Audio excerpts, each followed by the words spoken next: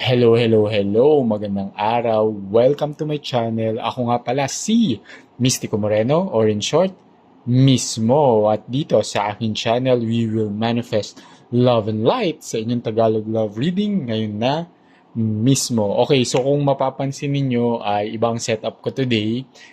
Yun ay dahil nasa Davao ako ngayon, pero hindi yun excuse para hindi ko kayo magawa ng inyong love reading. And for today, ang gagawin natin ay ang inyong no contact love reading.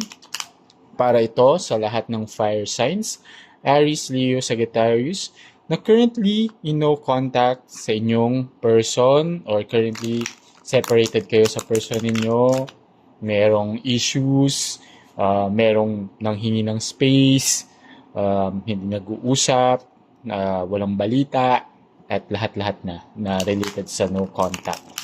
Okay, so, and alamin natin ano yung masasagap kong energy sa reading na ito. At habang binabalasa ko to, gusto kong magpasalamat sa lahat ng Aries, Leo, Sagittarius na patuloy na sumusuporta sa Mystico Moreno channel. It's growing. Thank you so much po. Maraming salamat sa suporta, sa love, and mas inspired ako to do love readings para sa inyo. And sana patuloy nyo suportahan by liking this video. It helps the channel grow. Comment na rin sa baba, lalo na kung mag-resonate yung reading. And sa mga bago, please do subscribe sa aking channel para updated rin kayo sa mga ipopost kong videos. Okay, so bumunot ako ng 6 cards, 2 for the recent past, 2 for the present, and 2 for the near future. And hopefully mag-resonate sa inyo. Tapos i-detalye natin siya further with the other tarot deck. Okay? Sige. Simulan na natin.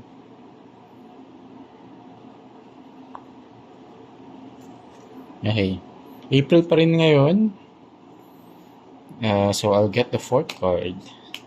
So for the recent past, you have the Hanged Woman,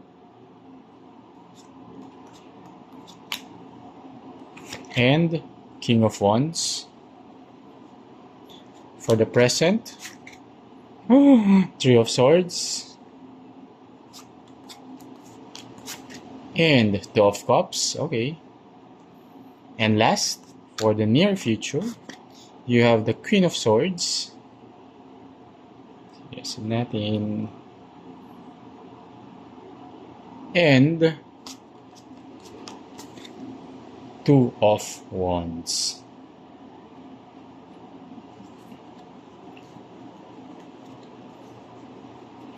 Bottom of the deck, Page of Wands.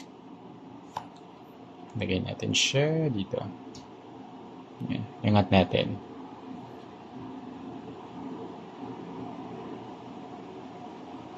Okay. Bottom of the deck, Page of Wands. So that's the energy you don't see coming. You might be dealing with Pisces. But doesn't have to. Yun lang yung strong energy na nasasagap sa reading na to. So pwedeng isang ibang signs pa rin, but check yung person mo, check nyo yung kanilang Moon, Venus, and Rising placements. Baka Pisces din sila sa mga placement na yun. Okay, sige. So in the recent past, okay, with the Hanged Woman, so confirmed na nagkaroon ng pause sa inyong relationship. Hindi siya nag-end, but rather nagkaroon nga lang siya ng pause o pansamantalang no contact situation. So, pwedeng nanghingi yung person ninyo ng space muna or cool off, or at the moment, biglang hindi muna namamansin, or there's also this energy na nang-ghost yung person ninyo, lalo na kung nasa first few stages kayo ng relationship or nasa getting to know stage kayo. But it's temporary. That's what I see here. And with the King of Wands. Okay? Um, yung reason kung bakit nagkaroon ng no contact situation between the two of you na temporary is merong issue sa inyong relationship dynamics. Okay? Merong hindi tugma. So, possible na magkaiba kayo ng belief system when it comes to relationship, magkaiba kayo ng point of view, or may hindi, may incompatibilities between the two of you sa mga traits, values, or how your love languages are interpreted, di ba? So, pwedeng iba yung love language niya, iba yung love language mo, at dahil hindi nyo naiintindihan yung love language ng isa't isa, nagkaroon ng clash. Okay? So, and that's what happened in the recent past. Isod muna natin to. Balikan natin si Page of Wands mamaya. Pero tingnan natin yung detalye ng recent past ninyo. Okay. At habang binabalasa ko to, gusto kong i-remind, as I always do sa mga readings ko, remind ko lang na this is a collective reading. Okay? So, it may or may not resonate with everyone. General reading to, so take whatever resonates, leave the rest behind. Kapag hindi talaga nag-resonate, it means hindi ko nasagap yung energy ninyo sa reading na ito. Kaya wag pilitin, panoorin nyo na lang yung mga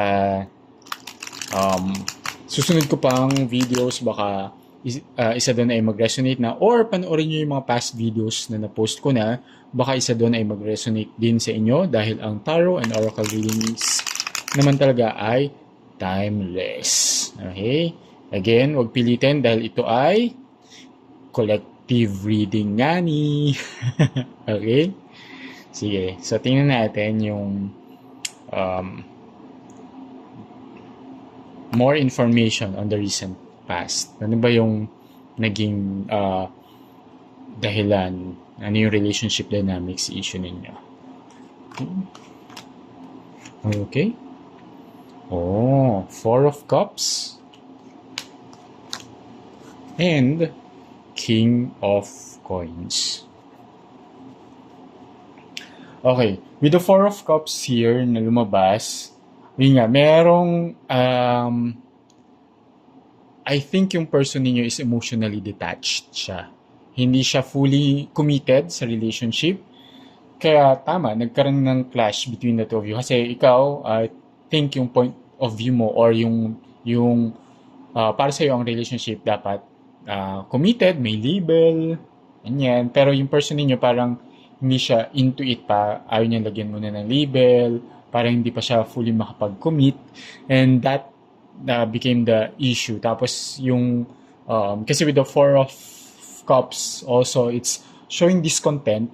Parang ang discontent na nakikita ko sa'yo, parang dahil nga hindi committed, hindi pa fully makapag-commit itong person mo. Siyempre ikaw, hindi ka kontento. Siyempre ang gusto mo is commitment, long-term relationship, stable relationship, may label. Pero itong person mo wants otherwise.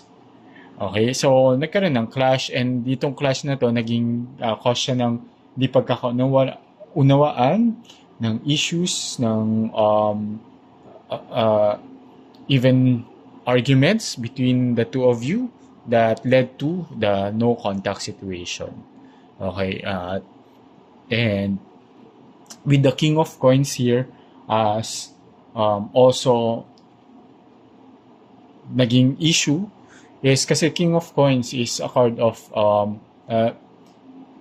yung doing kung ano yung sinabi, kumari, putting into action. Yun. So, like, kumari, nung nagkakilala kayo or during the first few months of relationship, may mga sinabi siya, may mga pinangako siya na ngayon, or well, still in the recent past, na eventually, nung inaantay mo na, parang, ba't hindi nangyari? Okay? Bakit hanggang salita lang siya? Bakit hindi ginawa? Bakit hindi nag-materialize. And again, that became part of the discontent sa end mo. And nag-lead nga siya into temporary separation. At the moment, present, we'll go now to the present. Siyempre, hurt ka. With the Three of Swords here, Three of Swords is a card of heartbreak and also a card of separation. So, confirmed, in no contact situation kayo with the Three of Swords. But, mahal nyo pa rin ng isa't isa. Kaya alam ko, this is temporary because despite here with the separation, with the Three of Swords, with the Two of Cups, it's a card of relationship and connection. Nandun pa rin naman. I mean, hindi naman nawala yung love, your affection. May mga kailangan lang talagang isettle, ayusin, pag-usapan. But at the moment, the space is important para mas makapag-isip-isip kayong dalawa ng maayos. Okay? And, sige, tingnan natin yung detalye. At the moment, that's the energy between the two of you. Okay.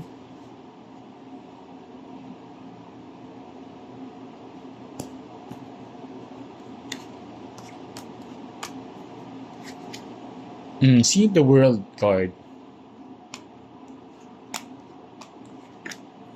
And Three of Cups.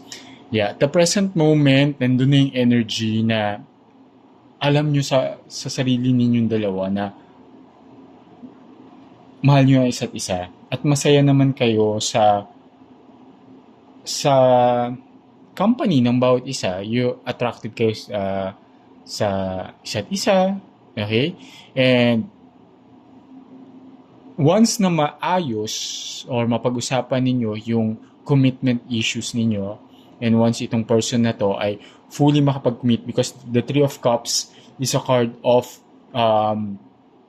establishing relationship, a happy relationship, meaning a happy relationship, syempre sa point of view mo, is a committed relationship, and nandun yung na nag-a-align yung values ninyo when it comes to the relationship. So Three of Cups is with the World card, yun yung gusto mong ma-attain din sa relationship. But at the moment, with the separation, hindi siya nangyayari, and it's causing some pain, heartache between the two of you despite na mahal ninyo ang isa't isa. So, nandun naman na yung energy. I can see naman na with the space na nagkaroon kayo, yung itong separation actually helps in reflecting, processing yung mga emotions, and re-establishing the connection. Saka yung separation, yun pa yung nagpa-miss sa isa't isa, and dito sa person ninyo na may mga magiging realization siya na kayo talaga, and yun yung baka maging catalyst pa nung pag-commit ninyo sa isa't isa, o yung pag-commit niya sa iyo. Okay? Alright.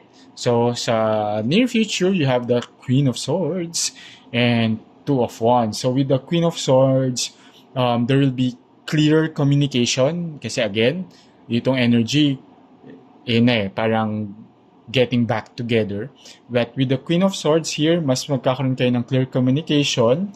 Okay? And, but at the same time, you will set your boundaries na parang, okay, hindi na pag ganito na ulit, na parang hanggang salita ka lang, hindi na pwede, ganyan. So, you know your boundaries, your non-negotiables, pero magkakaroon ng clear communication between the two of you.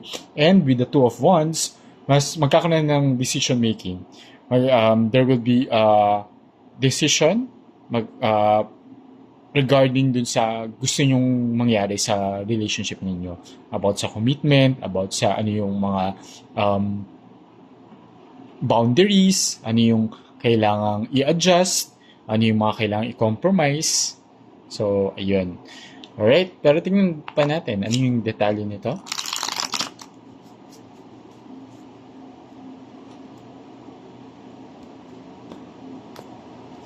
Okay?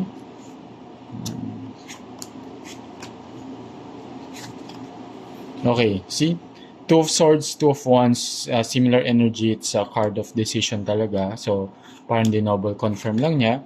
And the Seven of Swords. So, with the so again, with the Two of Swords here, mayroon talagang compromise na kailangan gawin for the relationship to work.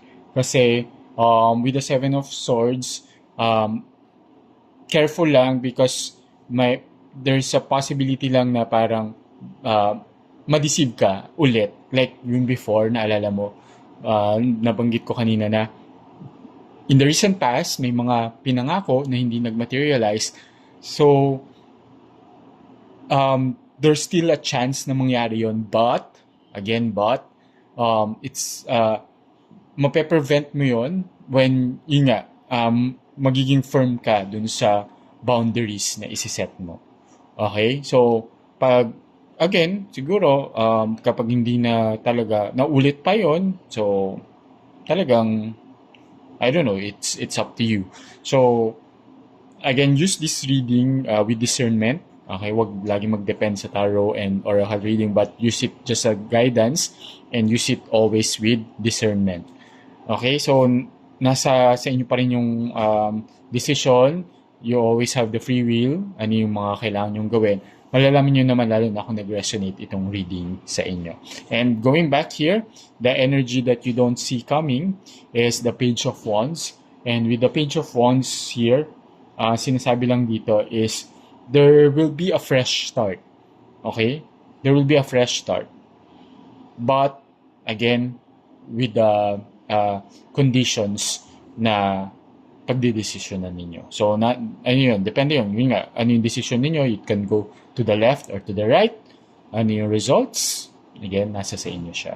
So, with the Page of Wands, you don't see coming is the energy of a fresh start.